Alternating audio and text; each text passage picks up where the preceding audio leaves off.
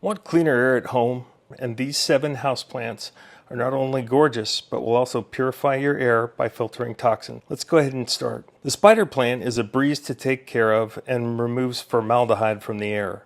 Place it in a bright, indirect light and water the soil when it's dry. The peace lily clears ammonia and benzene while adding elegance. It loves to float in medium light and droops when it needs a drink.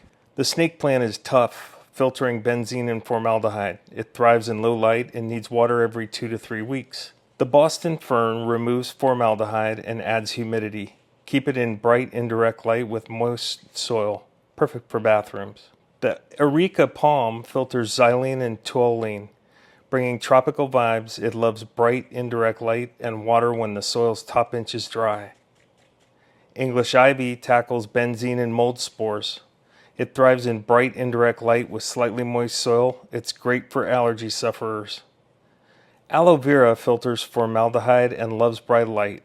Water sparingly every 2 to 3 weeks and enjoy its air cleaning and soothing gel. There you have it, 7 air purifying plants to keep your home fresh. Pick your favorite and start your plant journey today.